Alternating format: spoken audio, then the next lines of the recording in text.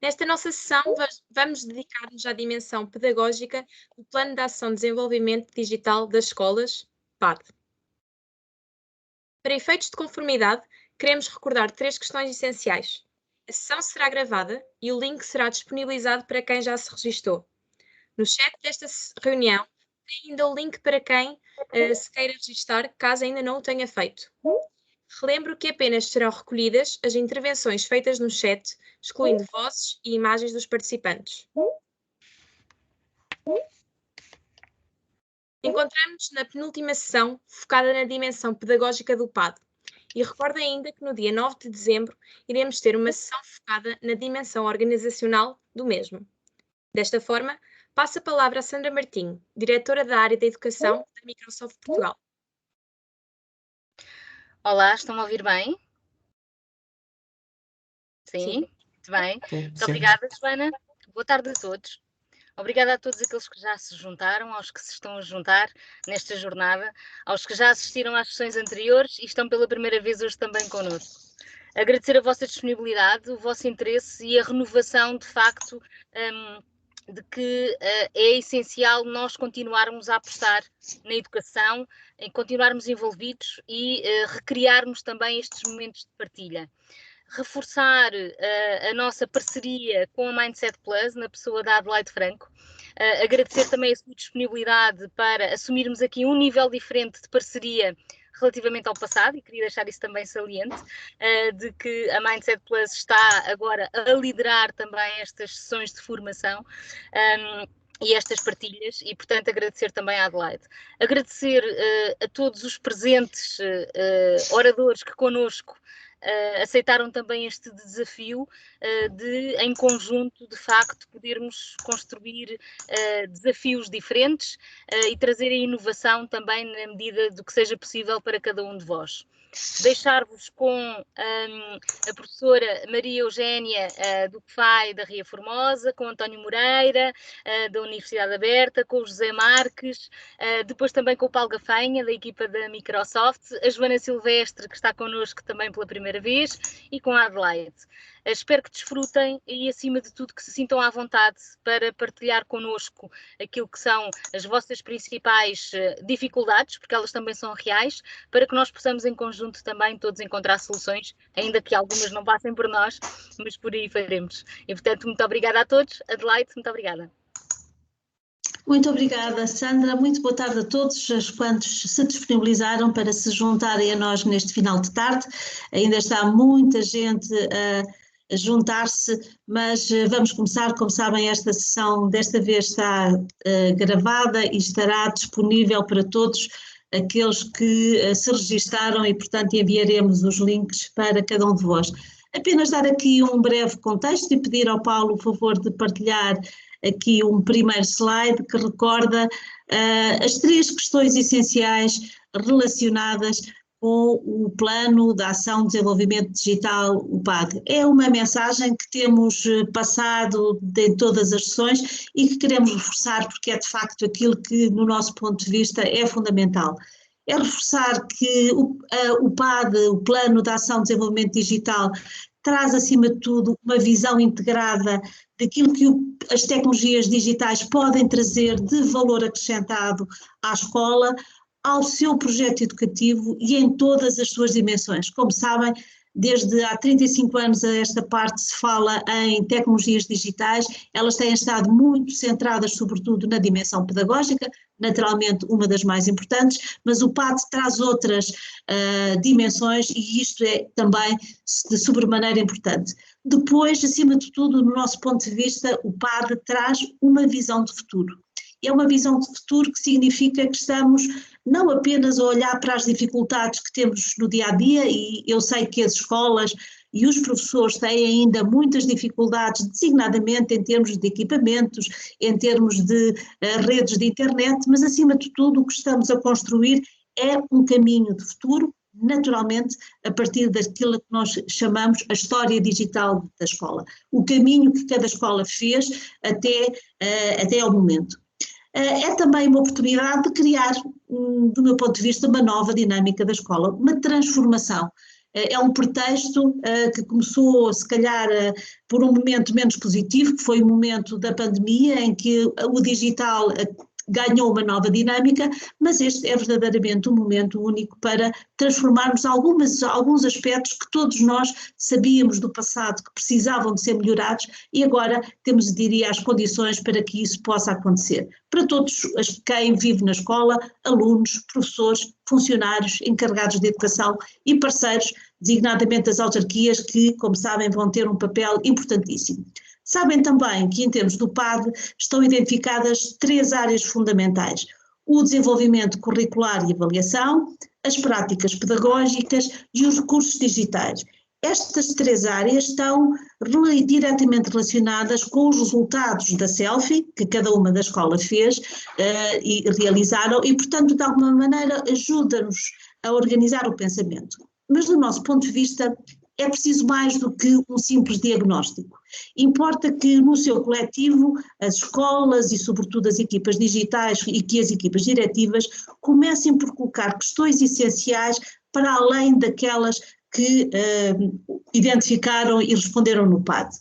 Designadamente, e nós vamos cobrir algumas dessas questões e alguns exemplos, quais são, acima de tudo, as estratégias que a escola deve tomar e as decisões que a escola deve tomar em termos de visão pedagógica e de modelo pedagógico para responder aos desafios de aprendizagem dos alunos. É para isto que estamos organizados, não é apenas para darmos resposta a um momento, o resultado concreto da selfie. E, portanto, isto para nós é essencialmente fundamental. Por recordar uma frase, e já vou passar ao professor António Moreira, uma frase que apresentei na primeira sessão e que tinha a ver com o relatório da OCDE, Digital Education Outlook, que foi publicado em junho. É um relatório importante que nos dá uma visão daquilo que será a tecnologia, as tecnologias digitais na educação, mas cuja primeira conclusão não é muito positiva para todos nós. O que eles dizem, este senhor Stephen Vincent Langren, que é o responsável da OCDE, reconhece que nos últimos anos todos os países, e na educação em particular, o uso da tecnologia tem servido sobretudo para manter práticas educativas, algumas vezes enriquecê-las, mas raras vezes transformadas. E, portanto, eu diria que é este o desafio que temos pela frente. Fundamentalmente é este desafio. Recordar também aquilo que foi esta imagem, este modelo de reimaginar, mas também de passar para a ação, de transformar a educação do Ovi Barceló, onde encontrava aqui duas dimensões da personalização e da inclusão, com um conjunto de recursos do digital que vão proporcionar algo que tem sido a quimera, se quiserem, dos professores, a individualização e os estilos de aprendizagem, e depois, do outro lado, aquilo que é, do ponto de vista da tecnologia, ambientes envolventes, síncronos, assíncronos, flexíveis, e com estas palavras-chave eu diria que está na altura de começar a conversar com o professor António Moreira, a quem agradeço muito a sua disponibilidade. Como sabem, o professor António Moreira é da Universidade Aberta, ele é o diretor da Delegação Regional do Porto, pessoa muito envolvida também no PAD, no plano de capacitação dos professores e dos formadores, e que traz um conceito que nos parece fundamental, que tem a ver com os ambientes híbridos de aprendizagem. E isto é sobretudo importante, porque quando temos falado de tecnologias digitais, há uma abordagem um bocado, digamos, dicotómica, ou é presencial, ou é à distância, ou é com recurso às tecnologias, ou sem recurso às tecnologias. E se calhar faz sentido termos uma visão para começo de conversa, eu diria, em termos de dimensão pedagógica, vamos arrumar conceitos e diga-me então, professor, bem-vindo, é um prazer estar consigo, vamos falar do conceito ambientes híbridos de aprendizagem. Muito obrigado, Adelaide, é um imenso prazer de facto estar aqui digitalmente ou virtualmente, como quiserem, e eu antes de responder a esse seu desafio da questão dos ambientes híbridos, deixe-me dizer que concordo plenamente consigo e com aquilo que é aquela questão que é referida no relatório, porque efetivamente a transformação e a inovação pedagógica com o uso do digital faz sobretudo quando nós conseguimos, por um lado, ou reinventar atividades de aprendizagem ou conseguimos criar novas atividades de aprendizagem. E o que nos temos apercebido também é que a tecnologia muitas vezes é claramente utilizada sem uma melhoria funcional, ou eventualmente com uma pequena melhoria funcional, mas que não altera a concepção da própria estratégia pedagógica. Portanto, obviamente que nós temos que ter uma visão mais holística relativamente àquilo que é a própria utilização da tecnologia, e eu acho que está na altura de nós começarmos a pensar no digital mais do que uma ferramenta, mais do que apenas um meio. Temos que pensar exatamente nesta questão do ambiente e deste desafio que me coloca para falar exatamente dos ambientes híbridos, porque só tem sentido falar em ambientes híbridos se nós efetivamente considerarmos que o digital tem esta dimensão de um ambiente transformador e que ele, obviamente, na interação com os atores humanos e, portanto, encarando o ambiente digital como um ator não humano, consegue transformar as nossas práticas. E basta pensar nesta perspectiva de que, se nós estamos conectados através destes ambientes, se nós passamos imensas horas, se nós interagimos nestes ambientes, se nós efetivamente construímos relações nestes ambientes, porque é que temos esta visão redutora, associando apenas a tecnologia a um instrumento ou uma ferramenta? Portanto, quando, e atenção, falou muito na visão que eu tenho e na abordagem que eu tenho feito, é uma abordagem que obviamente não é minha, é uma abordagem que obviamente é resultado também da investigação, daquilo que as organizações internacionais vão dizendo, e basta uma leitura atenta àquilo que é o Plano de Educação Digital da Comissão Europeia que saiu este ano, para perceber exatamente que o primeiro objetivo visa exatamente a criação de um ecossistema de educação digital. E um ecossistema, claramente, e quem é da área da biologia sabe isso bem melhor do que eu, tem que necessariamente ser construído e criado com diferentes ambientes. E estes ambientes, e portanto essa visão dicotómica, nós temos que claramente acabar com ela, porque nós não queremos construir, digamos assim, um ensino que seja à distância. Aliás, eu acho que nós temos uma obrigação, que é de construir uma educação de presencialidades, cognitiva, social, do próprio professor, dos atores envolvidos, e isso que nós queremos é claramente escolas de presencialidade física ou de presencialidade digital. E portanto, há aqui uma visão binária, vamos dizer assim, ou dicotómica, entre aquilo que é o melhor e o pior, a tentativa de muitas vezes estar aqui a dizer que é melhor trabalhar num ambiente digital ou num ambiente físico, quando aqui a principal foco tem que ser claramente na ação pedagógica com o digital que o professor faz, seja em que ambiente for. E esta questão dos ambientes híbridos passa a ser, digamos assim, disruptiva no sentido em que nós podemos estar a trabalhar num ambiente físico e, em simultâneo, de forma ubíqua, podemos estar num ambiente virtual. Basta convidar os alunos, através da utilização das redes de comunicação e do sinal digital, através dos seus dispositivos móveis, para fazerem uma pesquisa na internet e navegarem para um site, por exemplo, imaginem, do Google Art Project, para claramente o seu corpo estar num ambiente físico e a sua mente estar, e os seus dedos a teclar num computador para navegarem, para, por exemplo, para o Museu do Louvre. E vocês aí podem perguntar, mas afinal, que ambiente é que nós estamos? Estamos em dois ambientes em simultâneo. Isso é hibridismo. É eu conseguir, efetivamente, estar em duas realidades, estar em dois ambientes e perceber que esses ambientes concorrem para a qualidade do processo educativo e não são oponentes. Eles não estão a concorrer, digamos assim, a dizer qual é o melhor ou o pior. Estão aliados para conseguir que a educação consiga, de facto, ter mais qualidade. E aqui as tecnologias, por um lado, não é? A infraestrutura, aquilo que é o suporte material e a rede de comunicação ou o sinal digital são fundamentais. Portanto, quando falamos até do digital, eu acho que artificialmente convém até nós percebermos o que é que estamos a falar. Por um lado, tecnologias digitais, por outro lado, redes de comunicação, porque são as redes de comunicação que nos permitem depois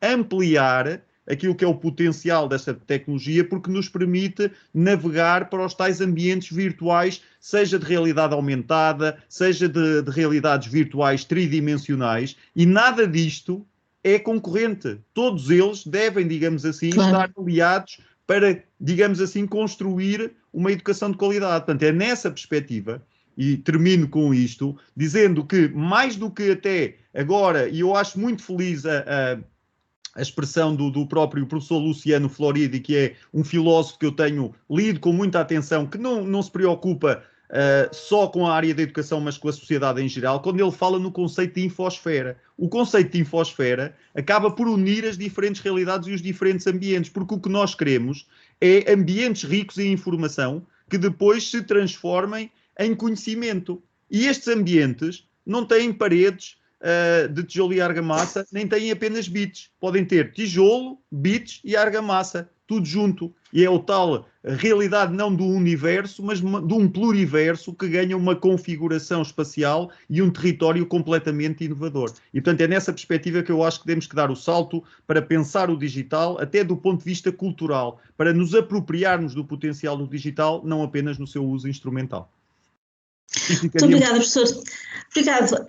É um facto, no fundo, todas estas transformações acabam também por ter uma exigência muito grande aos próprios professores, porque há todo um referencial conceptual e também de competências que se torna mais flexível e que tem que permitir, no fundo, acrescentar valor. É isso que, de alguma maneira, se pensa e faz sentido que as tecnologias digitais o façam. E tenho comigo agora o Paulo Gafanha, que é da equipa da Microsoft Educação, em Portugal, e que eu penso que também estará, e a própria Microsoft está perfeitamente alinhada não só com esta abordagem que temos estado aqui a trabalhar, mas também tem desenvolvido muito das suas ferramentas, das suas soluções, especificamente para a educação, com esta visão. Paulo, bem-vindo.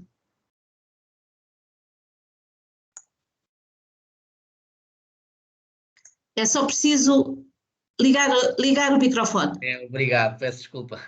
Obrigado a todos pela participação, obrigado aos oradores que aceitaram estar connosco em mais esta sessão relacionada com o PAD, desta vez com a dimensão pedagógica. E sim, a Microsoft está completamente alinhada com aquilo que o professor António Moreira acabou de dizer. É necessário que os professores se apoderem da tecnologia e amplifiquem aqui o poder da pedagogia que aplicam todos os dias na sala de aula. Aplicando aqui um conceito utilizado muito na nossa primeira sessão, fazer com que os professores sejam aqui professores aumentados pela tecnologia, de alguma forma.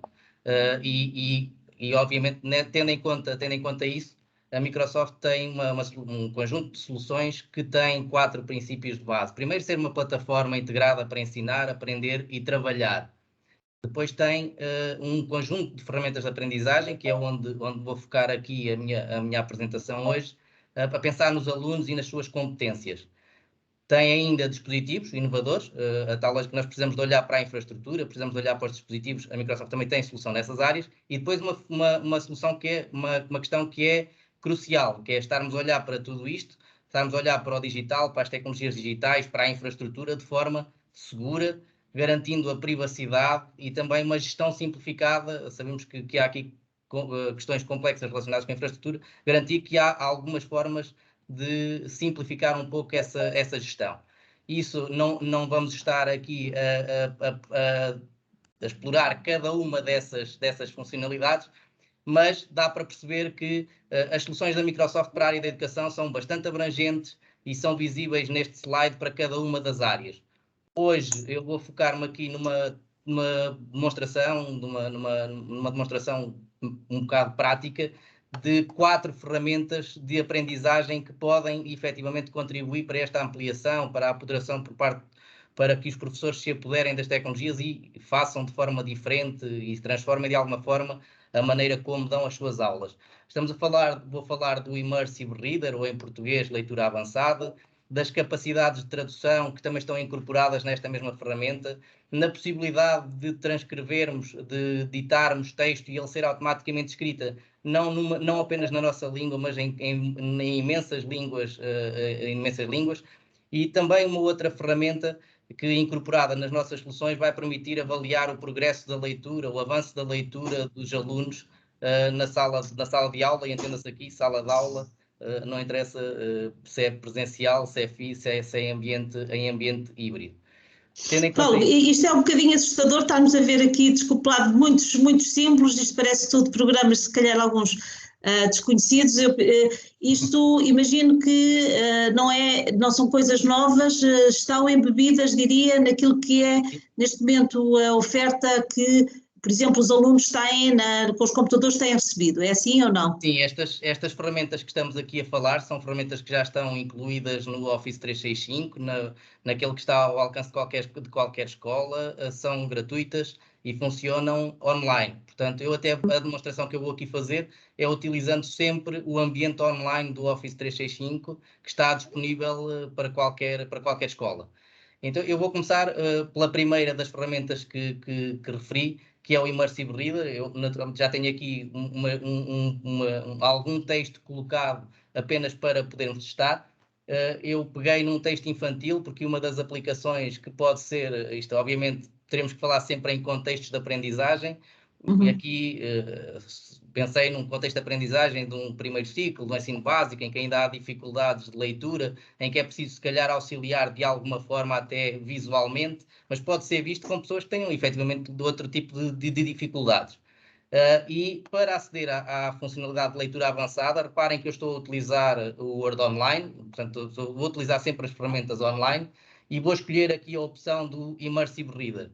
Ao escolher a opção do Immersive Reader, e eu agora tenho que ativar aqui o meu som do computador, senão vocês não vão ouvir, eu posso, sem sequer estar aqui a experimentar mais nada, posso apenas fazer play. O rabo do gato.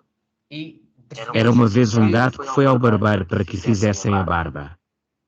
O barbeiro disse ao gato. Pronto, e reparem que a leitura é feita em português correto. Eu poderia ter aqui algumas definições iniciais, se queria aumentar a velocidade da leitura ou diminuir, se queria que a voz fosse masculina ou feminina. Eu agora só para alterar para a próxima vou pôr feminino. Mas temos aqui mais opções, e temos aqui mais opções relacionadas com as preferências de leitura.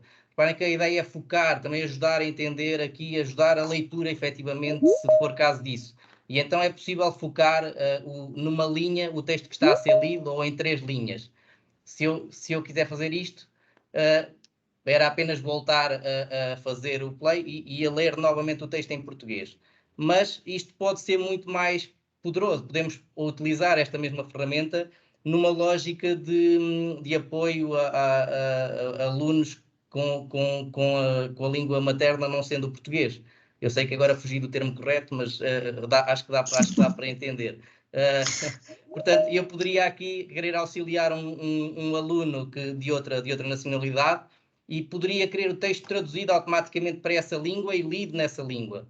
Eu poderia aqui escolher o inglês, mas só porque isso acho que se calhar facilitaria a vida a muita gente. Eu vou escolher, por exemplo, russo e vou dizer que quero traduzir o documento. E ao traduzir todo o documento, reparem que eu vou tirar aqui o foco na linha, só para vocês verem que efetivamente o documento, que embora fosse só um parágrafo, foi traduzido, e que se eu quisesse ler agora, se eu quisesse colocar a ler... Кошачий хвост. Pronto. Жила-была кошка, которая пошла к парикмахеру, чтобы побрить его. Парикмахер сказал коту. Pronto, acredito que a maior parte de nós não tenha percebido nada do que aqui está, mas dá para perceber efetivamente que a ferramenta funciona, que fizemos aqui uma tradução de forma automática e que podemos acrescentar muito valor àquilo que fazemos na sala de aula. Uma outra ferramenta que também está disponível automaticamente é a questão do ditar. É muito frequente ver-se em comunidades de aprendizagem os professores a perguntar: mas dava-me mesmo muito jeito ter poder falar e o texto ser escrito.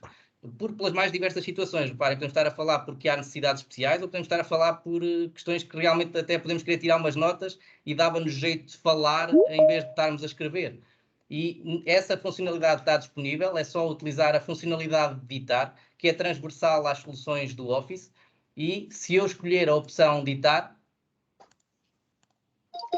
automaticamente vai ficar disponível aqui o microfone. Eu tinha aqui só para colocar...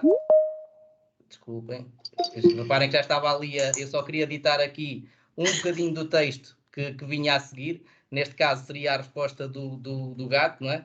E eu tinha que quero gravar: se tu tivesses o rabo mais curto, ficarias muito mais bonito. Pronto, e reparem que o texto ficou ali perfeitamente escrito e nem tive que estar aqui com grande esforço de dicção. Portanto, esta é uma das ferramentas que... Paulo, se me permite, portanto, no Claro. fundo, a questão agora que nós estamos a falar em aumentar, o professor aumentado, o desafio da tecnologia, é um pouco, eu diria, sublinhar a importância de facto, encontrar em cada momento quando é que a tecnologia pode acrescentar valor, em que contexto, e estamos a ver claramente que, por exemplo, quer ao nível da inclusão dos alunos estrangeiros, com esta possibilidade da tradução e da sua própria aprendizagem do português, quer para alunos com dislexia, tudo isso acaba por, no fundo, simplificar e tirar muitos dos problemas aos professores em termos da sua atividade letiva. É isso? E vou pedir assim para irmos um bocadinho mais depressa, porque ainda temos aqui mais coisas para dizer. Diga-nos então mais. Sim, pronto, outra funcionalidade aqui que pode ser bastante interessante, e sim, aqui o desafio é sempre o professor, tendo em conta aquilo que tem que realizar, escolher a tecnologia correta para o fazer melhor e de forma diferenciadora e com um valor acrescentado muito maior para os seus alunos. Isso acho que estamos todos de acordo que a tecnologia vem para aumentar aquilo que se pode fazer, não para substituir nada. E uma outra funcionalidade que temos aqui que pode ser bastante interessante é realmente este seguimento da evolução da leitura. Reparem, eu já criei aqui uma tarefa previamente, uma tarefa que, no caso, no Teams, pode ser criada como sendo uma tarefa mesmo de evolução de leitura, e eu, enquanto professor, se for ver essa tarefa, eu fiz-me aqui de aluno também, só para verificar que este aluno já entregou a tarefa. Este é o funcionamento normal das tarefas no Teams, dos trabalhos, e, no caso, ao criar aquela tarefa, é possível de dizer se quer que a sensibilidade seja maior ou menor, o número e a partir do momento que é uma interface muito amigável para o aluno, é só clicar e começar a falar para a câmara. Conseguem ver que eu gravei aqui 12 segundos, não vos vou, ou 20 segundos. Há muitos anos, Pronto, há dezenas e centenas de Não anos. vou estar aqui a dar-vos o texto todo para vocês verem, mas dá para perceberem que da análise deste texto, efetivamente eu também parei ali em Carvalhos, não li o texto todo, o que faz com que seja logo detectado como 37 omissões. Eu não falei isto. Tive uma taxa de precisão de 46%. Ora, isto é efetivamente algo que pode mudar, e estamos a falar de um mundo de muitos dados, e é isso que também é importante percebermos, é que efetivamente nós temos que começar a tirar proveito dos dados que as ferramentas nos dão para melhorarmos aquilo que podemos fazer com os nossos alunos. Muito obrigada, Paulo, e peço desculpa daqui de um bocadinho de uma pressão, mas eu penso que isto é muito interessante porque na primeira sessão, se estiverem recordados, nós falámos sobre inteligência artificial e também a propósito das relatórias, 3 grandes áreas de futuro, a inteligência artificial, aquilo que era o blockchain e a robótica. E, de facto, não utilizar, e estamos a trabalhar sobretudo com soluções que já têm incorporadas a inteligência artificial, por aqui é que se consegue perceber como é que se amplifica tudo aquilo que é o próprio trabalho do professor, fazendo, para o deixar fazer aquilo que é essencial e deixar a máquina, no fundo, retirar-lhe muitas das suas tarefas. O professor que costuma e que tem uma longa tradição de utilização de tecnologias é o professor José Marques, do Agrupamento de Escolas Pedro Jaco de Magalhães. Ele é o coordenador da equipa digital da escola. Conheço-o, já nos cruzámos noutras vidas há uns 15 anos atrás. Era um dos professores inovadores que apresentava projetos de tecnologias nas conferências dos professores inovadores. Eu queria lhe perguntar, com esta sua experiência, como é que tem visto esta evolução das tecnologias no dia-a-dia dos professores? Já anda aqui há tanto tempo, como é que vê? Dificuldades, exemplos concretos? Bem-vindos, José Marcos. Olá, boa tarde. Obrigado pelo convite. Boa tarde a todos os convidados e os que estão a assistir a esta sessão. Esta história é uma história longa, Adelaide, é verdade. Nós já estamos aqui mais de 15 anos que vou partilhar essa experiência de como é que isto surgiu. Eu acho que as coisas têm vindo a mudar e têm vindo a mudar no sentido positivo. Infelizmente muda porque existiu uma pandemia pelo meio, mas começa a haver mudanças e vontade de mudar da parte dos professores, nomeadamente na mudança da prática de sala de aula com a integração da tecnologia. É importante para mim, e isto agora que faço parte da direção deste agrupamento, é importante a liderança também querer essa mudança, porque eu próprio, durante o meu percurso, tentei fazer diferente coisas que na altura, e estamos a falar há 16 anos atrás, que era utilizar o computador com os miúdos a produzir conteúdos, era algo que era muito estranho, mas os alunos não aprendem, pronto. Havia essa pouca vontade de haver muita mudança, com o medo de que o trabalho não ficasse feito. E eu acho que o ponto principal, ou um dos pontos a ter em conta nisto, para haver esta mudança, tem que haver mudança na liderança. Isto porquê? Porque também estes professores querem fazer o trabalho, depois acabam por desistir e não incentivar também o trabalho colaborativo com outros colegas. É importante termos uma liderança que é capaz de ouvir e discutir com os colegas aquilo que é o benefício do trabalho que querem desenvolver com tecnologia. Considero que neste meu agrupamento, e antes de eu integrar esta direção, já existia essa visão, em que já existia esta linha, e até antes de falar de PAD, já existia esta linha da utilização da tecnologia, o incentivo a tal. Agora, o que é que nós estamos aqui a fazer no agrupamento? Depois de termos a formação com a professora Paula Gouveia, nós delineamos um plano de trabalho e tendo em conta que na escola existem alguns professores que já dominam o uso da tecnologia, uma das vertentes do nosso plano incide exatamente no trabalho em equipa com esses professores. Por exemplo, eu estou como um elemento que pode apoiar no desenvolvimento desse tipo de trabalhos. Reunimos, discutimos ideias, delineamos planos e se esse professor que quer começar a mudar for para, por exemplo, o ambiente educativo inovador que a escola tem, eu estou disponível naquele momento para, caso ele necessite, dar um apoio. E eu acho que aqui é algo que é essencial, porque muitas vezes nós temos os recursos e depois os colegas entram na sala e quando a experiência corre mal, quando algo corre mal, os professores acabam por desistir porque não funcionam, não são capazes de resolver os problemas, etc. Outra questão que muitas vezes se coloca também, e com algum sentido, é a falta de recursos. Neste caso, os recursos digitais. E agora eu vou retomar o início da nossa conversa dos 15 anos atrás. Eu, na sala de aula, há 15 anos atrás, tinha um computador na sala de aula. E aquilo que eu fiz com os meus alunos, que foi um trabalho que, sem dúvida, os envolveu, foi os miúdos criaram, os alunos, neste caso do primeiro ciclo, criámos, digamos, uma espécie de, agora está-me a faltar o termo, de grupos de trabalho que eram rotativos e, como só tinham um computador, então, inicialmente os alunos produziram os seus jogos, criaram as suas regras, numa aplicação que toda a gente se recorda, que era o Hot Potatoes na altura, que era o que se falava muito, e os alunos criaram os jogos, criaram as perguntas, criaram as respostas, e rotativamente passavam pelo computador, construíam os seus jogos, e os outros depois passavam e validavam os seus jogos. Enquanto uns estão a criar os jogos, os outros estão a fazer outras tarefas. Pronto. Na altura, já era isso que eu via o envolvimento dos miúdos nesse tipo de trabalho. Agora, será que isto tudo vai mudar com a integração de todo este plano com a tecnologia em contexto de sala de aula? Será que tudo vai mudar? Será que o trabalho dos docentes vai mudar? Ou vai continuar a ser uma replicação daquilo que já era feito? Em vez de ser o teste feito em papel, passa a ser feito em computador? Ou vai levar a um processo de mudança e de real transformação do processo de ensino, em que vamos envolver os alunos nesse trabalho?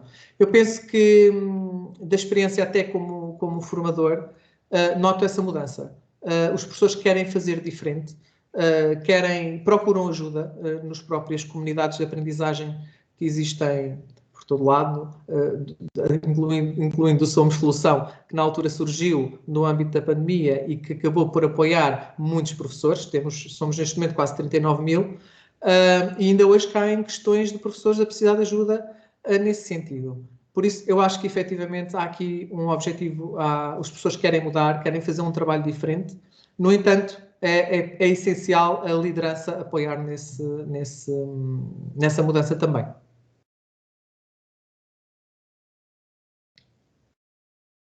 Não sei se... Vou ligar o microfone.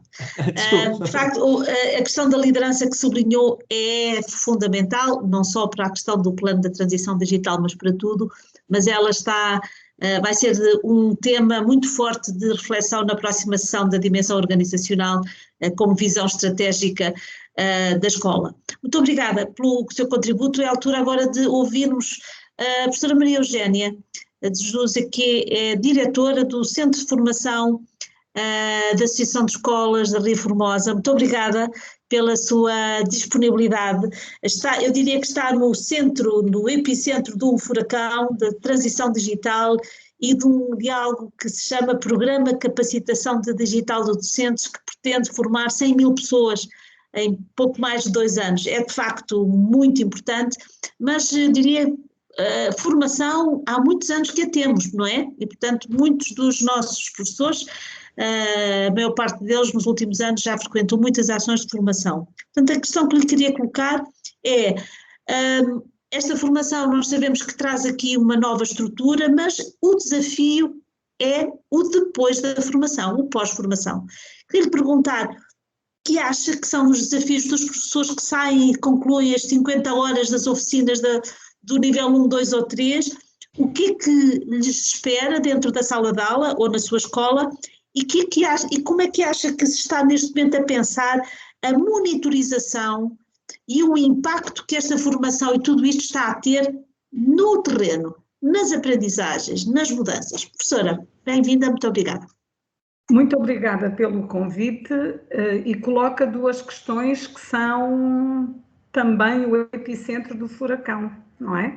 A questão da participação dos professores nessas formações, nessas oficinas, e o impacto. Bem, a reflexão que eu fiz e que gostaria de partilhar aqui convosco foram momentos de aprendizagem, na reflexão que fiz, sobretudo com a minha embaixadora digital, e no que se refere ao primeiro aspecto que colocou, a capacitação digital dos docentes, penso que seria um grande objetivo, e eu vou utilizar aqui outros verbos diferentes daqueles que tanto o Paulo como o José Marques, como o António Moreira utilizaram. Eu iria utilizar os verbos como alargar, potenciar, expandir, uso crítico e pedagógico e didático das tecnologias, de forma a que, pós-formação, se evitasse que essas tecnologias, se evitasse o mero uso das mesmas para a reprodução da informação. Penso que era essencial, até poderíamos chamar o uso de metodologias ativas com recurso ao digital, em ambientes físicos ou ambientes digitais ou híbridos. Portanto, seria a mudança de uma perspectiva de consumo, desculpem este termo, para uma perspectiva de construção e de criação, quer de professores, quer dos seus estudantes. Ainda no aspecto de implementação, também a reflexão que nós fizemos é que se afigura como urgente a compreensão daquilo que já foi dito, sobretudo pelo António Moreira, da questão do híbrido. Porquê?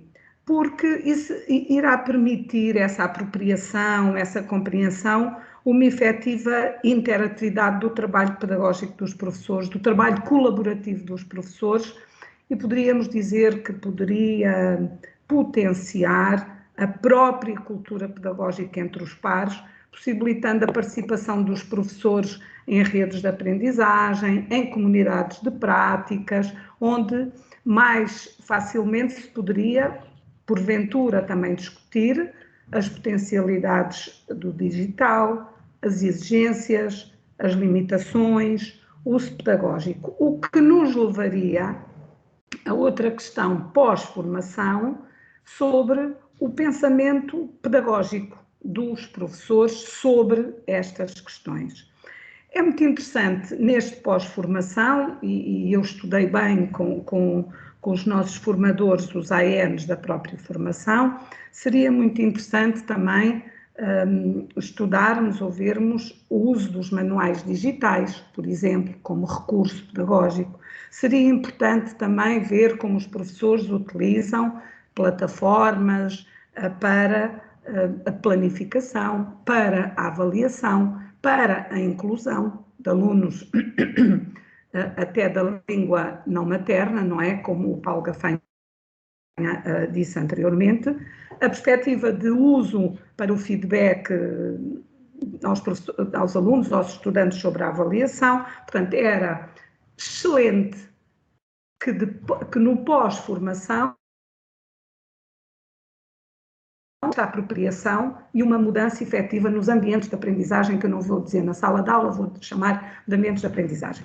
Sobre o impacto, vou já passar para o segundo aspecto, Adelaide, sobre o impacto, no que se refere à monitorização e ao impacto.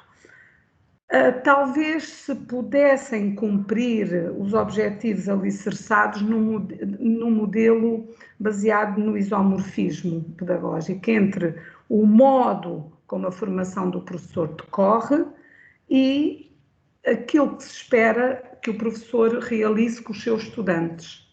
Aí, talvez, o impacto, que é difícil de medir, porque tem muitas vertentes organizacionais, de liderança, como já falou o José Marques, de infraestruturas, de recursos, até do conhecimento da própria proficiência digital dos estudantes, quer dizer, há aqui muito mais do que a medida do impacto. Há constrangimentos, há potencialidades que, de facto, são difíceis de medir e de estudar. Nós temos feito, na monitorização do impacto, temos feito algum trabalho. Não temos análises muito aprofundadas sobre esse assunto, mas eu penso que também cabe aos centros de formação esse acompanhamento dos seus professores no pós-formação, não é? Que mudanças, como foi feita a apropriação, como foi feita a transformação. E este verbo que utilizaram no princípio, num dos slides, que o reimaginar, eu acho que está no papel dos centros também reimaginarem a própria formação e o modo como se pode medir o impacto e como pode ser transformador na perspectiva do currículo, da avaliação, das práticas. Portanto, era o que me...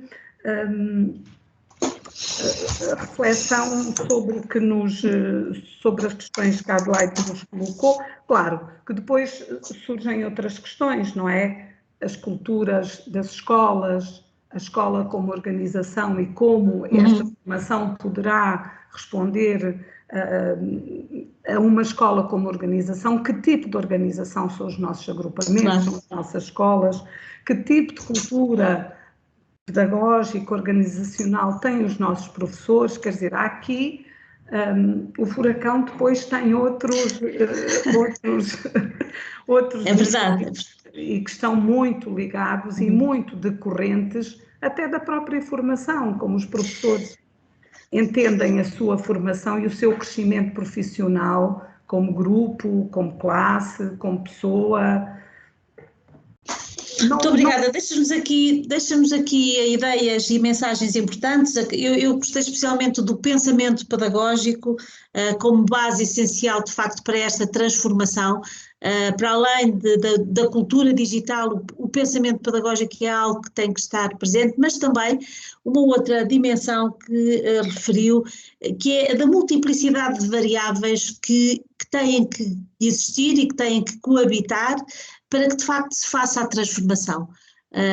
Muitas vezes nestes programas, nestas iniciativas, se pensou que que fazíamos a formação e que tudo o resto acontecia. E agora, de alguma maneira, também se pensa que computadores, mais internet, mais formação, aí está a transformação. Não, é muito mais vasto. Está muito para além disto, é preciso uma dinâmica diferente nas lideranças, é respeitar a cultura digital e outras culturas da escola e, portanto, isto é um desafio que eu penso que é difícil, mas que é interessantíssimo, que neste momento podemos estar, de facto, somos privilegiados, ainda que às vezes com momentos mais difíceis, somos os privilegiados por estarmos no meio deste projeto. Eu perguntava, antes de passarmos para outro tema que é interessante, que já vimos ali que vamos falar de recursos digitais, eu perguntava ao Paulo se há mais alguma questão que nos queira trazer como exemplo de aproximar as tecnologias a questões pedagógicas até que hoje são essenciais, como por exemplo as questões socioemocionais, o bem-estar. Isto são temas muito importantes na ordem do dia, e será que a tecnologia consegue endereçar também estas dimensões tão diferentes e que estão para além da aprendizagem? Paulo? Sim, Pedro, com licença, só aqui um segundinho. Penso que já estarão a ver a apresentação. Não, mas sim, sim, é importante aqui a questão emocional, e efetivamente a Microsoft disponibiliza também aqui novas formas de acompanhar o estado emocional dos alunos, através, por exemplo, de sondagens que podem ser colocadas com a periodicidade que se quer acompanhar, com um determinado propósito. Para isso pode ser utilizada uma ferramenta que se chama de Reflect. Eu posso já mostrar aqui o resultado da aplicação dessa ferramenta.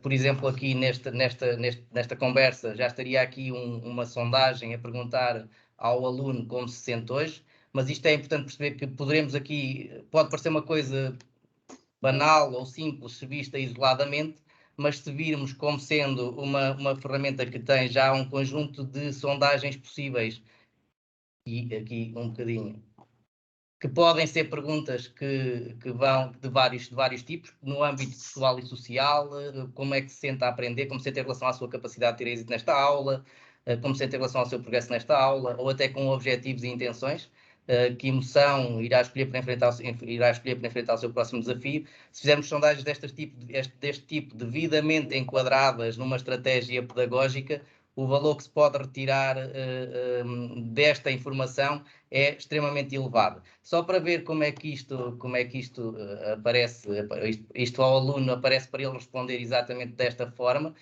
clicando naquilo que é o sentimento que tem. Depois, enquanto aluno, eu posso fazer a explorar. Aliás, peço desculpa, eu aqui se calhar devia ter concluído aquilo que estava a fazer. Mas enquanto falo, eu acho que isto é uma coisa interessantíssima, porque, em primeiro lugar, é dar voz aos alunos, como reguladores do professor também e da sua própria ação. Eu penso que, por outro lado, é ao mesmo tempo pode ser promotor daquilo que muitas vezes se fala nas questões das avaliações formativas, do perfil do aluno, da autorregulação.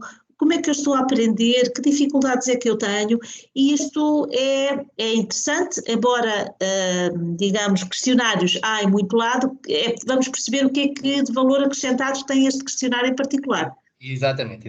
Pronto, eu, entretanto, criei aqui uma nova sondagem, como se sente em relação à sua capacidade de ter êxito nesta aula, e vou mostrar como é que é visto do lado do aluno. E do lado do aluno é visto como mais uma sondagem que ele tem que responder. Reparem, aparece-lhe isto, como se sente em relação à sua capacidade de ter êxito nesta aula. Vou responder aqui, vamos mostrar como é que aparece. E eu posso dizer, a minha capacidade de ter êxito nesta aula faz-me sentir, e tenho aqui ambição, com energia, com êxito, e eu vou dizer que me faz surgir aqui com êxito. E submeter. Como a Adelaide estava a dizer, e bem, pronto, se for visto assim de forma isolada, pode parecer uma coisa bastante simples. Mas é giro, mas... É giro, pronto, pelo menos mas não chega. Poderá, e sendo, efetivamente estamos aqui a verificar estados emocionais, mas pode ser encarado um bocadinho apenas como isso, como sendo giro. Mas não, estamos a recolher dados que, se forem apresentados de uma forma sistemática, ou de uma forma integrada, vão ter muito valor para os professores poderem tomar decisões naquilo que é o acompanhamento das suas aulas. E isso é visto aqui, precisamente não aqui na lógica do aluno, tenho que voltar aqui à lógica do professor, e na lógica do professor é visto na perspectiva daquilo que nós denominamos de insights. Ou seja, eu consigo ver, em relação à sondagem, eu consigo ver enquanto professor o que é que já foi respondido, pronto, também já seria algo, mas temos ainda os insights. E os insights, estamos aqui a ver nesta lógica do estado emocional. Repare que já tenho aqui, e isso reflete-se aqui nesta zona do refletir, passo agora o reforço da expressão, mas tenho aqui que já tenho respostas da sala de aula, e porque já fiz aqui 2 sondagens, começo a ter aqui dados nesta realidade, mas eu posso ver não só nesta realidade, mas noutras realidades. Isto é relacionado com o estado emocional dos alunos, mas na lógica dos insights, e voltando à descrição geral, eu consigo acompanhar toda a atividade do aluno, o que é que o aluno tem estado a fazer durante a utilização da plataforma. Posso ver a atividade dos alunos, e isto permite-me, enquanto professor, tirar ilações, se eu estou a conseguir efetivamente envolver os alunos nas atividades ou não. Por exemplo, este aluno, consigo perceber que ele já fez aqui alguma coisa hoje, e consigo perceber o que é que ele andou a fazer dentro das atividades que lhe foram sugeridas. Ele foi aqui ver um bloco de notas escolar que era sobre a escola com olhos no futuro, já fez aqui uma tarefa de evolução na leitura, visitar o canal, e eu podia até ver isto estudante a estudante se eu quisesse. Portanto, há aqui um conjunto enorme de informações que pode ser retirado. No fundo, Paulo, estamos a falar de informação cada vez mais fina, que se calhar não seria possível ao professor fazê-lo, sobretudo quando tem 10 turmas, com 20 alunos e tem 200 alunos para ver, e portanto tudo isto, ao trabalhar os dados, ao colocar, é o que nós chamamos, a informação passa a ser conhecimento para o professor, onde se identificam tendências, relações, etc. Eu tenho ideia aqui a mostrar mais qualquer coisa, mas entretanto vi a Sandra a pedir para falar, enquanto passa para essa fase, e a Sandra, faz favor. Obrigada, Adelaide. Eu gostaria só de complementar esta perspectiva que o Paulo está a procurar também transmitir, no sentido de que esta evolução, de facto, aqueles que já utilizam as nossas soluções se vão apercebendo, e aqueles que ainda não utilizam irão ter a oportunidade de se aperceber que, de facto, as nossas soluções vão evoluindo, mais recentemente de forma muito rápida, com o objetivo, de facto, de procurar dar resposta àquilo que são os desafios que vão sendo identificados dentro das escolas. E, portanto, este procurar dar resposta significa que a Microsoft se reúne de investigadores na área, se reúne com professores e com escolas, precisamente para conseguirmos ir atualizando e dotando os professores das ferramentas que os ajudam a personalizar o ensino, por um lado, mas por outro lado também a ter informação que lhes permita fazer esta gestão das aprendizagens. E portanto era esta a tónica que eu gostaria de deixar, é de que toda esta evolução, ela é feita e desenvolvida com base em investigação, ok? Portanto, eu não me canso de dizer isto porque nós somos de facto uma grande tecnológica, mas somos uma grande tecnológica que faz um investimento muito significativo na componente da educação, de forma muito séria, de forma muito responsável e sempre com o contributo de facto de quem vai fazer a utilização final. E neste caso, quer sejam alunos, quer sejam professores, é determinante para a Microsoft todo o feedback também que vamos recebendo e que nos vai ajudando a construir precisamente estas soluções.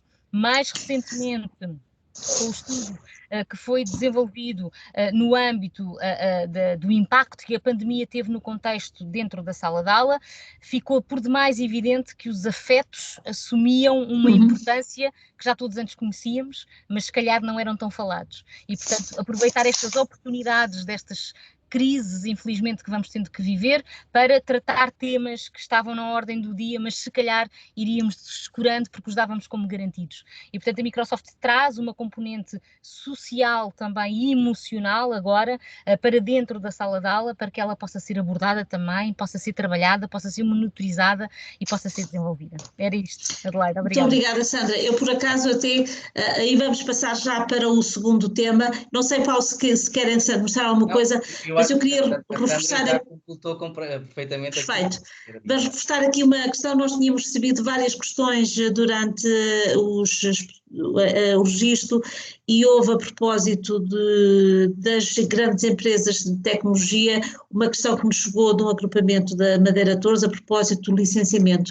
E há sempre esta preocupação, mas eu julgo que neste caso em particular temos estado a falar sempre de soluções que são gratuitas, que estão nos computadores que foram distribuídos pelos alunos e que todos os professores que receberam os computadores também têm isto instalado. Nas escolas que não tenham o Office 365 terão, mas têm acesso a ele de forma gratuitamente gratuita e aceder a estas ferramentas, sim. Muito bem. Vamos então passar para um tema que faz parte também da dimensão pedagógica e para o qual eu gostava de pedir a vossa reflexão e que tem a ver com os recursos digitais. Até temos aqui um slide para posicionar aquilo que é a nossa reflexão. É que, do meu ponto de vista, como sabem, está a haver um grande investimento em termos do plano de transição digital com a produção de recursos digitais. Há muita gente que neste momento está em formação nesta matéria. Mas parece-me que há aqui que colocar em perspectiva aparentemente duas ideias que de alguma forma tivemos. Se por um lado dizemos que faz sentido estimular a criatividade e a produção dos alunos, no sentido de eles serem autónomos, estamos ao mesmo tempo a criar recursos digitais que estão, não sei se estão abertos, mas estão fechados, mas basicamente é uma questão de consumo. Portanto, à volta do recurso digital e também das competências socioemocionais, que de alguma forma faz apelo aos recursos e ao sentido crítico, eu gostava de perguntar aos nossos convidados, agora muito brevemente, e começava pelo professor António Moreira, que dicotomia é esta, não sei se é dicotomia, mas qual é o equilíbrio nesta dualidade? Consumo ou produção, ou construção, ou criatividade, a propósito dos recursos digitais, sendo esta uma aposta tão grande do plano de transição digital? O que é que nos diz? Qual é a sua opinião sobre este tema, professor António Moreira? Adelaide, relativamente a esta questão, a minha visão não se altera muito relativamente à minha abordagem inicial. Eu gostaria mais de pensar não na questão apenas do consumo ou produção, mas consumo e produção. Portanto, mais uma vez, estas duas questões não são antagónicas. Aliás, nós temos que claramente ver que o estudante pode ser consumidor e pode também ser produtor. E, portanto, aqui entramos naquilo que é a possibilidade de desenvolver pedagogias na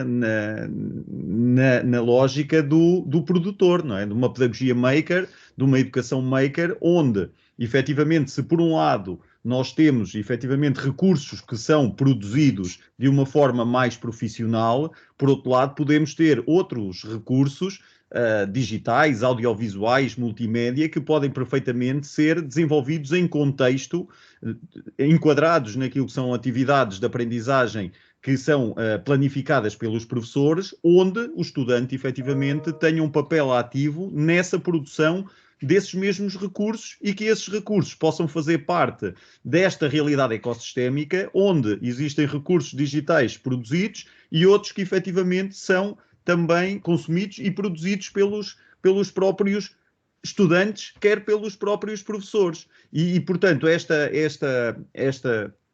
este diálogo não me parece nada impossível, pelo contrário, parece-me muito interessante, até naquela perspectiva que a Adelaide já sublinhou, da personalização e daquilo que é a possibilidade de construir efetivamente aqui ambientes que sejam de facto plurais, e que, de certa forma, até como a Sandra Martinho disse, vejam bem que ela sublinha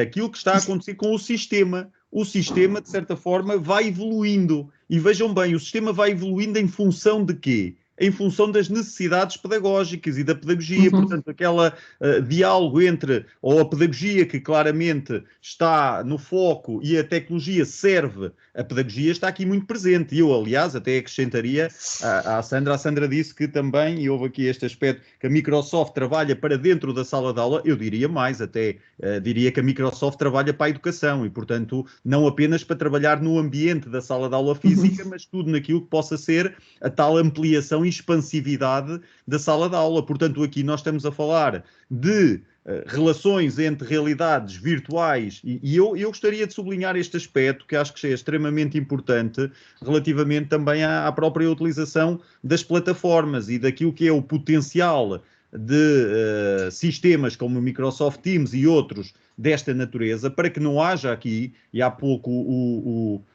o professor José falou exatamente nesta questão de nós não deixarmos adormecer as plataformas e os sistemas de gestão de aprendizagens com os quais ele já trabalha há muito tempo. Eu tenho medo que eventualmente se entre outra vez aqui num período em que as plataformas e as câmaras entrem em coma e que se coloquem em coma induzido à espera de mais outra oportunidade para surgirem, não é? E portanto o grande desafio tem exatamente a ver com toda esta articulação, com a ligação com o diálogo, pensando exatamente num estudante producer, não é? No sentido de ele ser produtor e consumidor, nada tem aqui de antagónico, portanto, obviamente que faz parte desta realidade e nós falamos de aprendizagens também significativas, não é? E o envolvimento e a motivação de um estudante é diferente, por exemplo, e vou dar um exemplo muito claro, quando ele produz uma curta-metragem, não é? Quando ele próprio desenha o storytelling, quando faz um guião, quando a turma faz o guião com o professor e produzem um recurso audiovisual sobre um conteúdo da história ou de outro conteúdo de outra área disciplinar, e isso assume-se como fundamental para aquilo que é a aprendizagem significativa. Portanto, nesse aspecto, claramente, se me perguntasse, eu sei a hesitação, como viu, diria logo consumo e produção. Sem dúvida. Talvez possamos ir um pouco além, e qual era o equilíbrio entre as duas? Como é que se coexiste e quando se tem, por exemplo, de tomar decisões em termos de investimento? O que é mais estratégico? A coabitação não é e ou, é e ou, não são mutuamente exclusivos, pelo contrário, faz todo sentido em que haja esta dinâmica, mas pode parecer que se de alguma forma estamos a apostar numa dinâmica dos próprios alunos, de uma literacia digital dos alunos e do desenvolvimento de competências emocionais que passam muito pela criação e pelo espírito crítico. Qual é este equilíbrio entre investimento em recursos digitais, enfim, não sei em que conteúdos serão, mas poderiam ser, por exemplo, nas aprendizagens essenciais, em determinadas áreas, para depois serem expandidos pelos professores, no fundo, em conjunto pela sua exploração. Concordo. Eu passava ao professor José Marcos, rapidamente, faz-lhe sentido isso? Faz, não vejo outra forma, até porque há de facto alguns conteúdos que claramente têm que ser desenvolvidos do ponto de vista profissional, não é?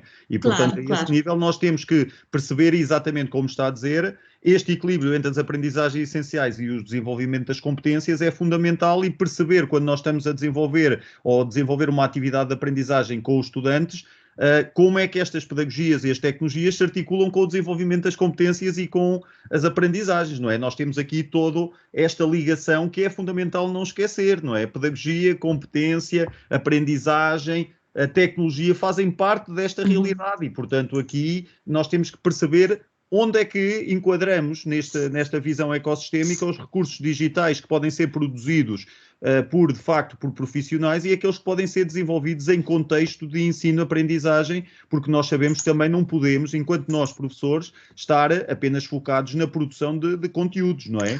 Claramente, faz sentido, nós temos outro foco e, portanto, temos que conseguir ser inteligentes na gestão do próprio tempo e dos espaços que nós temos, e portanto isso aí claramente temos que atuar sempre em contexto, de perceber e fazer leituras do próprio contexto. Uma regra para um agrupamento de escolas pode eventualmente não ser a regra para outro agrupamento que tem uma realidade do contexto e estudantes completamente diferentes, não é? Claro, e muito esta questão do recurso, o recurso digital que não se torne no manual físico de antigamente, onde havia ali um passo a passo, folha a folha, página a página, sem nenhuma flexibilidade. E, portanto, de facto, os senhores professores com esta dimensão pedagógica e com a componente da tecnologia, há muito mais bolas no ar, se quiserem, para dinamizar. Mas íamos ouvir agora, a propósito da produção, do lado da produção e não do lado do consumo, uma experiência que o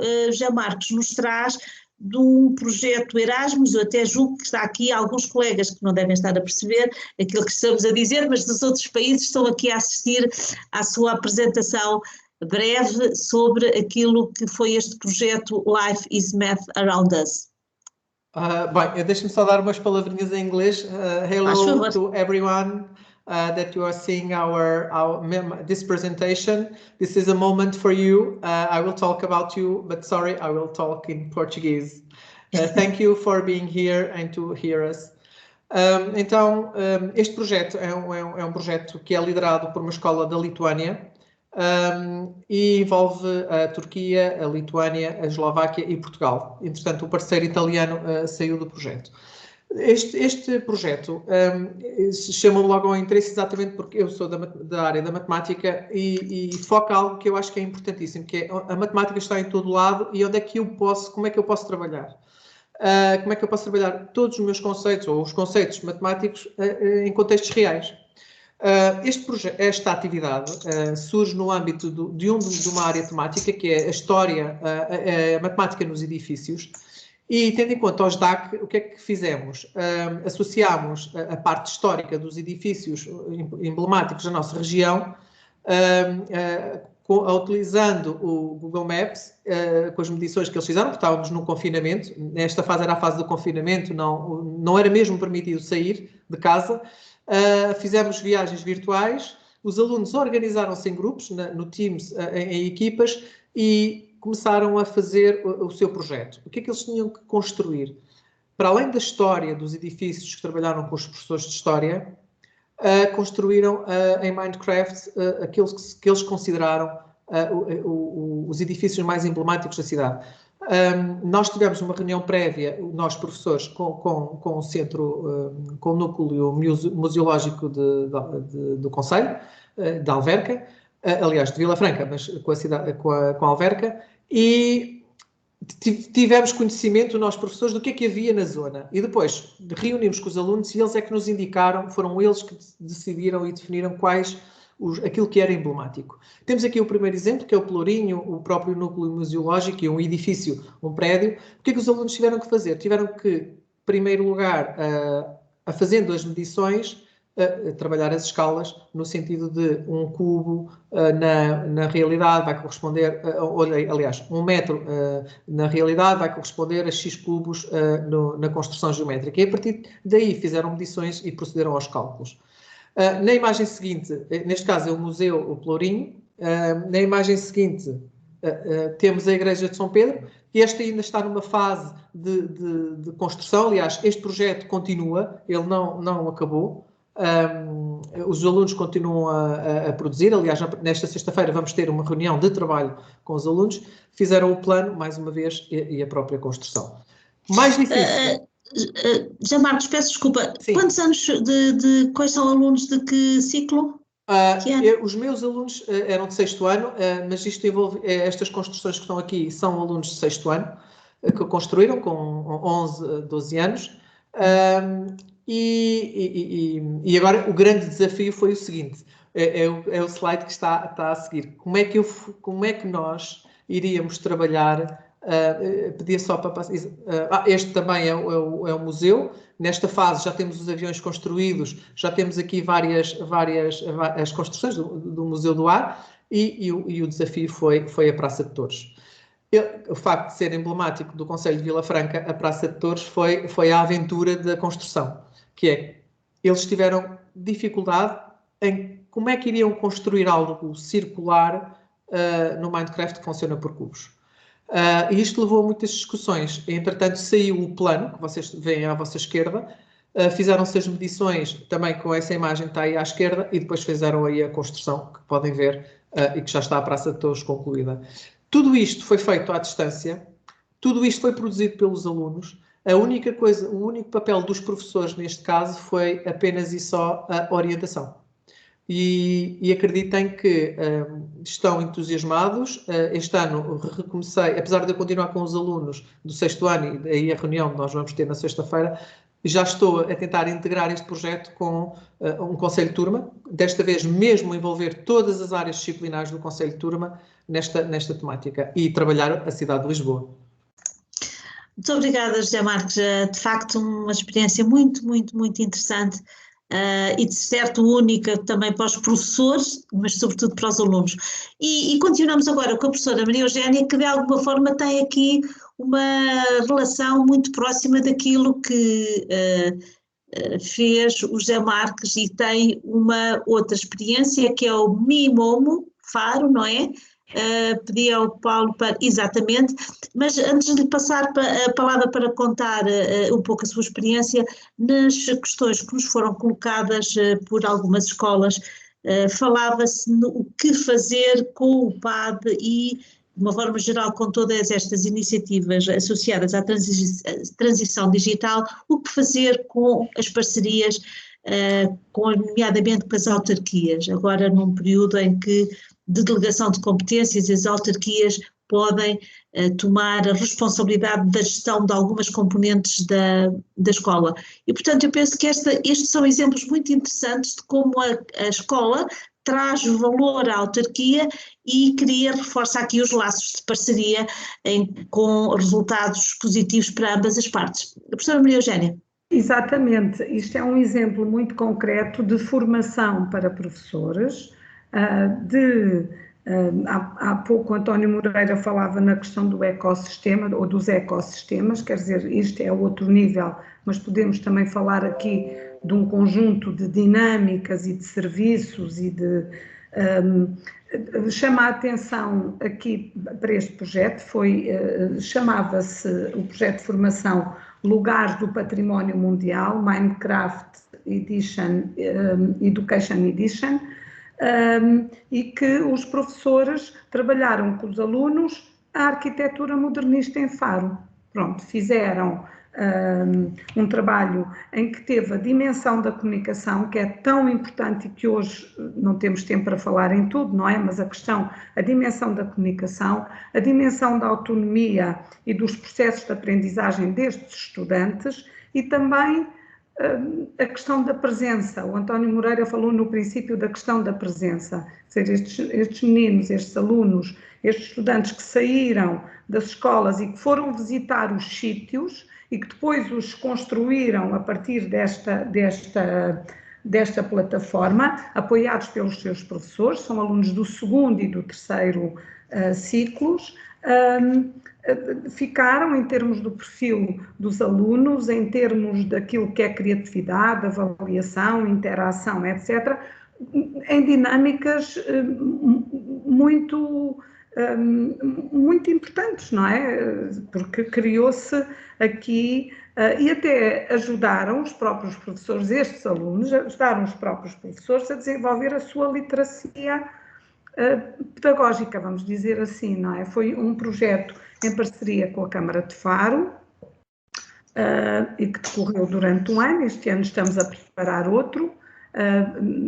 Queríamos alargar a outras autarquias, nomeadamente Olhão, de que o nosso centro de formação também envolve. Vamos ver se conseguimos, porque foi uma experiência riquíssima, com muitas vertentes de organização, foram feitas as apresentações dos trabalhos dos alunos à comunidade, na Universidade do Algarve. Portanto, foi um momento muito importante para estes estudantes comunicarem aquilo que tinham aprendido para os seus professores, através deste exemplo.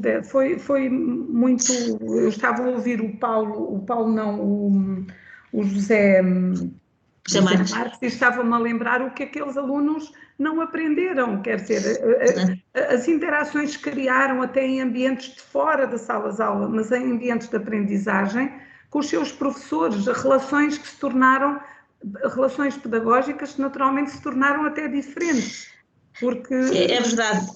E isto faz lembrar, de facto, aquilo que foi o relatório que também saiu agora da OCDE, Beyond Learning, onde se apresentam os resultados interessantíssimos ao nível das competências socioemocionais e da importância que elas têm para o desenvolvimento harmonioso e das aprendizagens dos alunos. E estes exemplos que penso que estão aqui que estamos aqui a ver, e haverá muitos de certeza nas mais de quase 300 pessoas quase que estão aqui a assistir, são exemplos de um crescimento holístico, não é apenas o da aprendizagem cognitiva, mas é também o desenvolvimento de sentido da relação, das competências emocionais, e portanto são coisas, momentos únicos que de certo ficarão na cabeça, mas mais no coração dos alunos, como algo muito positivo associado à escola, que é sempre uma coisa muito importante. Estamos a 15 minutos do fim. Eu ia pedir ao Paulo que muito rapidamente, 3 minutos se for, para nos falar também sobre esta questão da produção, do consumo, e o que é que pode ser alguma coisa de significativa que acha que nos possa trazer para finalizarmos.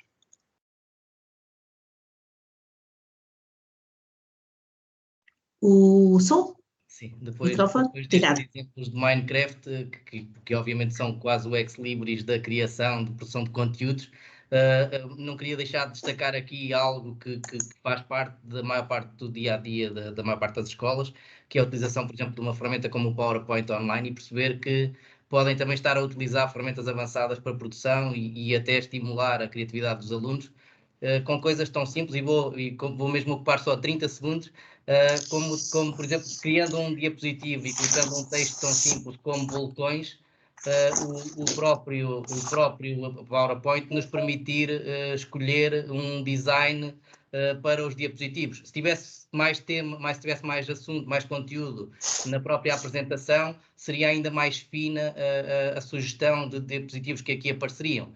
E para perceber que isto funciona, se eu puser aqui qualquer coisa como dinâmica de equipas, por exemplo, o designer irá sugerir coisas completamente diferentes. Portanto, hoje, produção de conteúdos pode potenciar-se imenso a criatividade dos alunos, também utilizando as tecnologias como a inteligência artificial, que nós às vezes achamos que está muito escondido ou que está muito longe, e que nós já estamos a utilizar todos os dias. Isto para falar aqui da produção de conteúdos. Depois falámos nesta última parte dos recursos digitais, e efetivamente é importante realçar aqui que enquanto Microsoft se tem uma visão agregadora e integradora das ferramentas, e que é importante percebermos que, por exemplo, no Teams é possível estarmos a consumir recursos como a escola virtual, a aula digital, e dar-se esta lógica do professor e dos alunos não serem apenas produtores, serem consumidores, ou melhor, não serem apenas consumidores, serem produtores, mas utilizarem também aquilo que já existe, que está bem feito. O facto de se poder integrar com com o gestor de aprendizagem, o Moodle, por exemplo. E isto é importante passar um pouco aqui esta mensagem, que efetivamente há um caminho para ser feito, mas também acho que nunca tivemos tanta boa tecnologia ao nosso dispor para o fazermos. Portanto, acho que é um desafio interessante para todos. E Adelaide, acho que para não ser eu a ocupar agora o resto de não muito tempo, passo a palavra.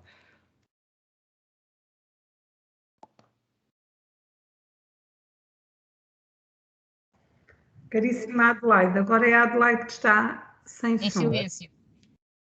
Ai, sim. Desculpa, estava aqui toda contente aqui a falar. No fundo, queria dizer, temos aqui algumas questões que selecionamos das muitas questões que nos chegaram, para respostas também muito breves, e começava pelo professor António Moreira, que tem aqui uma pergunta do agrupamento de escola Tomás Cabreira, de Faro, e que diz... Desculpa interromper, mas é que temos uma professora, Sónia Vaz, com a mão no ar. E eu queria só tentar perceber se terá sido um lapso ou se tem mesmo uma questão. E como está presente... peço desculpa. E tem som para falar? Vamos ver, porque tinha a mão no ar e, portanto, só dar aqui a oportunidade de perceber se, de facto, gostaria de intervir. Peço imensa desculpa que não... Professora Sónia quer... Não? Pronto, muito bem. Pronto.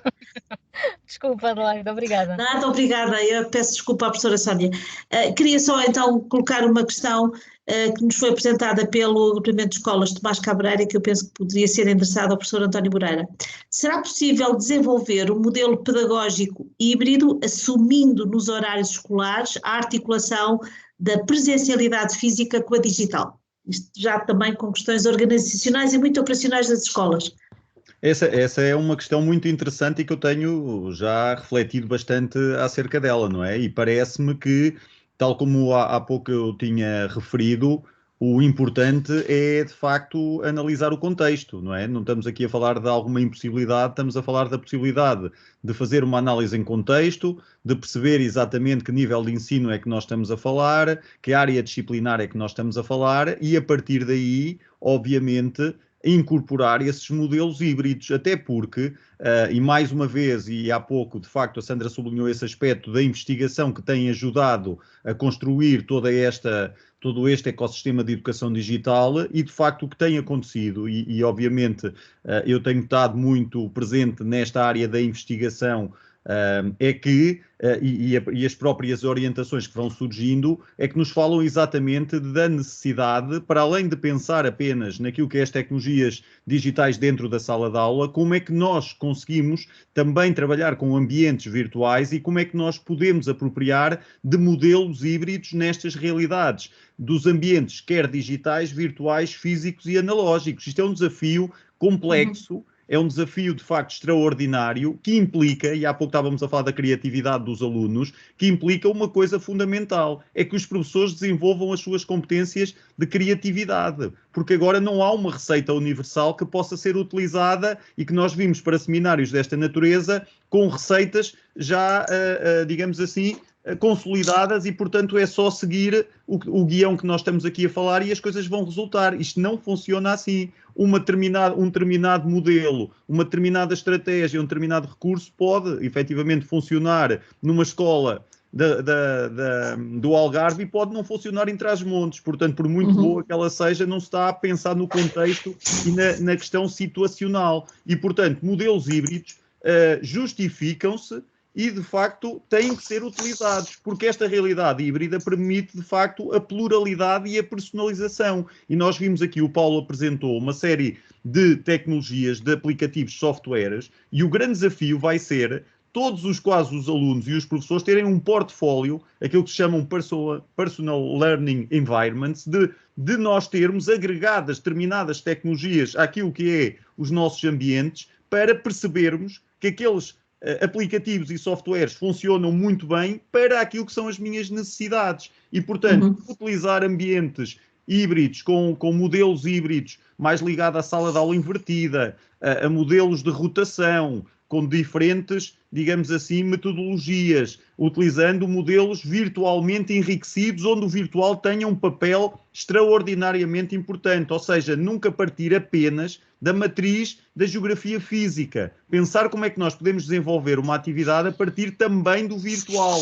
Não interessa onde é que é a linha de partida. Nós podemos começar por qualquer lado em função de uma planificação que for feita, que implica agora pensar em diferentes espaços também, para depois nós pensarmos que modelos é que podemos utilizar. Se eu consigo expandir a minha sala de aula para um museu, para uma biblioteca, para uma horta, não é? Para uma horta onde se faça a aprendizagem na área da biologia, eu tenho que enquadrar depois na minha planificação estes espaços e perceber que modelos é que eu posso utilizar. Por exemplo, o modelo de rotação pode ser fantástico, onde eu, num determinado tempo, estou na horta, e depois já estou numa horta virtual, numa ilha no Second Life, se for no ensino secundário e se houver eventualmente permissão para o fazer, avançar por aí. Até porque, vejam bem, o Facebook agora, o fundador, fala cada vez mais nos metaversos. E os metaversos, eles vêm aí. Portanto, preparem-se, obviamente, não vêm aí, eles já cá estão há algum tempo.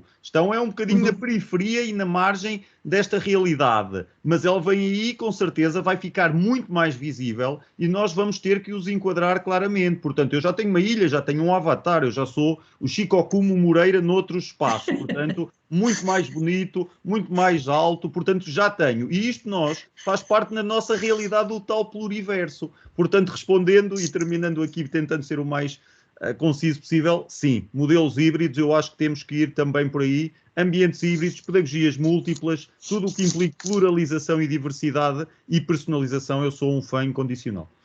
Muito obrigada. Estamos a falar de um mundo de oportunidades, que eu penso que é isso que agora, mais do que ensinar, e toda esta abordagem de capacitação dos professores é ensinar para um determinado caminho, tipo a receita, é de facto mostrar aquilo que é o potencial, as oportunidades e com este pensamento pedagógico, com esta cultura digital, com esta maturidade digital, acabar por saber fazer as escolhas dos contextos e dos modelos e abordagens pedagógicas em cada momento.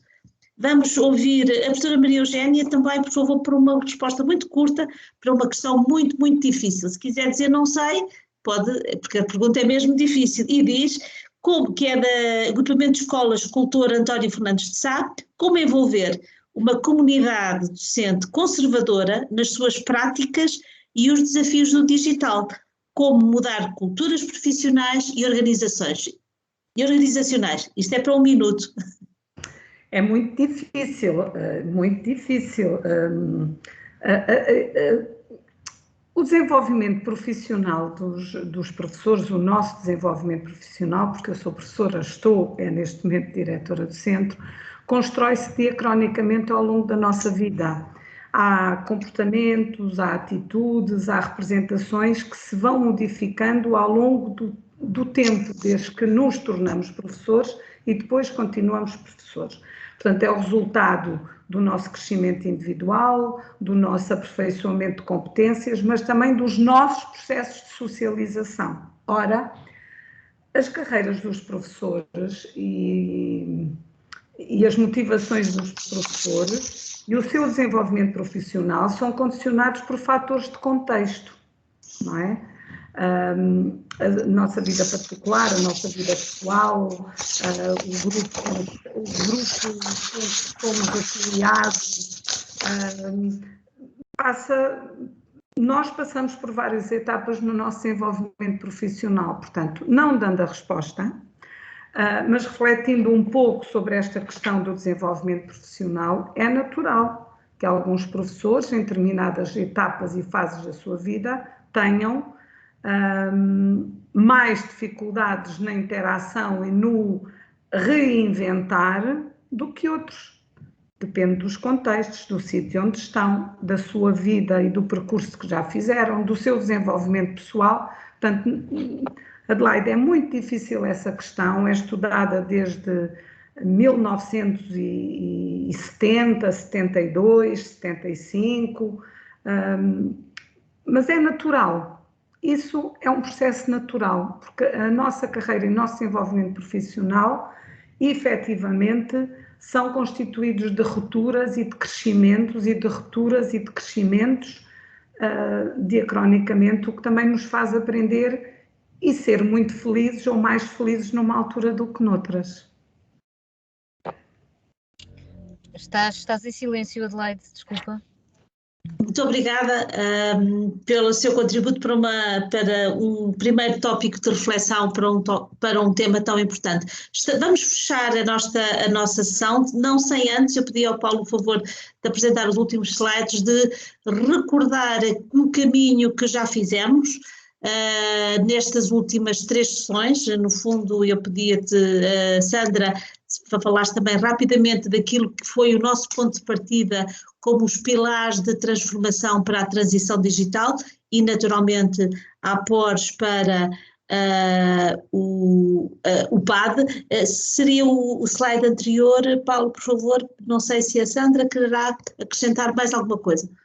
Adelaide, eu gostaria só de facto de reforçar que estes pilares da transformação para a transição digital PAD são, mais uma vez, os pilares que a Microsoft identifica neste momento como sendo relevantes para ajudar a desenvolver o digital e a cultura digital dentro da educação. E, portanto, é necessário também, e procurando aqui dar resposta a uma questão colocada também por uma escola, é necessário também envolvermos todas as pessoas naquilo que nós podemos considerar de comunidade educativa, desde os pais, de facto, aos alunos, e, portanto, todo este envolvimento vai ajudar, de facto, a garantir que o que se faz dentro da escola tem um alcance também maior. Como é que se faz? E essa era uma das perguntas, como é que nós conseguimos chegar aos pais também? Posso só dar aqui um exemplo. nós temos as sessões do Safer Internet Day e, portanto, que reflete aquilo que são as boas práticas na utilização do digital e que procura trazer para dentro da escola precisamente temas como a responsabilidade, a ética, a moral, os temas do cyberbullying e, portanto, que são temas que nós sabemos também que interessam aos pais e, portanto, encontrarmos aqui um tema comum que sabemos que, na realidade, acaba por ser um objetivo de todos nós, é estarmos mais tranquilos também de forma digital, e nós, Microsoft, também desenvolvemos conteúdos e sessões também para os pais e, portanto, lá está, cabe, diria eu, à escola também, motivar estes pais a poderem vir à escola para poderem aceder a estas sessões. No passado, tivemos a oportunidade também de desenvolver e pedir aos alunos que levassem estes temas ao trabalho dos pais e, portanto, os alunos preparam as sessões e são eles que vão, numa articulação que a escola faz com as empresas da região, lançar o alerta para estes temas. E aí colocamos os alunos na outra posição que é tão interessante, não é? Os alunos responsáveis precisamente por passar uma mensagem aos adultos da importância que é o tema das passwords, a importância do tema que é termos cuidado com aquilo que divulgamos e, portanto, eles assumem isto de uma forma completamente diferente. Portanto, fica aqui um exemplo de como é que nós podemos envolver as empresas, os pais e, portanto, levar de facto as crianças também, mais uma vez, a poderem elas serem transportadoras, entre aspas, destas mensagens também com os encarregados de educação. E, portanto, Adelaide, devolvo-te novamente. Muito obrigada. Esta resposta. É muito importante esta mensagem porque estamos, no fundo, numa sessão sobre um tema tão complexo, tão difícil, que é, quando vemos que há tantas variáveis, podemos nos sentir às vezes esmagados, mas eu penso que, acima de tudo, esta nossa mensagem queremos transmitir uma mensagem positiva. Rapidamente, Paulo, se faz favor, o segundo slide recorda aquilo que já fizemos nas primeiras sessões, a primeira onde introduzimos aquilo que é para nós fundamental. Mais do que a literacia digital, estamos no momento de criar uma cultura digital assentes nos valores da escola, nos valores de uma educação positiva. Estes são alguns dos tópicos que nós abordámos. No mês anterior, abordámos a dimensão tecnológica do PAD, que é uma questão estratégica, que não é um conjunto de software mais que possa ser utilizado pelos professores, é mais aquilo que, no fundo, uma decisão estratégica que suporta a visão. Esta sessão tão rica que tivemos, a que eu renovo os meus agradecimentos sinceros a todos os nossos oradores, ao professor António Moreira, à Maria Eugénia, ao José Marques, ao Paulo, a todos vós, e falar-vos na próxima sessão do dia 9 de dezembro, que vamos terminar com a dimensão organizacional do PAD, algo que vai ser uma sessão muito dinâmica. Vamos ter convidados e suspeitos, só para fazer aqui, levantar o véu, vamos aqui ter convidados que nos vão do outro lado dizer o que sentem sobre as escolas e como é que ela pode tornar-se mais positiva e para tornar as pessoas melhores dentro da escola. Se já se inscreveram, vão receber o link de acesso à sessão. Se ainda não, está no chat o link para se registarem. Fica aqui o nosso muito obrigada. Joana, não sei se há mais alguma informação que queira dar antes de... Faz favor. Mesmo quase no fim da nossa sessão, gostaria de apresentar o maior evento tecnológico português, o Building the Future, EduDay, onde tecnologia, inovação e a liderança se cruzam para potenciar pessoas e empresas. Este evento será transmitido em live streaming nos dias 26, 27 e 28 de janeiro de 2022, dando destaque ao dia 28, onde terá lugar o EduDay. Através deste QR Code, Paulo, por favor, ou deste link, poderão adquirir os vossos bilhetes para esta quarta edição, que promete muitos insights, conexões e tecnologia. Obrigada. Só uma coisa, não precisam adquirir, porque quem está nesta sessão tem aqui este QR Code que pode retirar, ou este link, e reclamar um bilhete para participar gratuitamente neste evento. Há um dia dedicado a 100% para a educação e vai ser um grande momento onde podemos voltar a estar juntos de novo. Muito obrigada mais uma vez, foi um prazer. um resto de boa noite feliz e até breve, pelo menos até dia 9 de dezembro, para a próxima sessão. Muito obrigada. Muito obrigada. Obrigado, boa noite. Por esses Boa noite, momentos. Obrigada.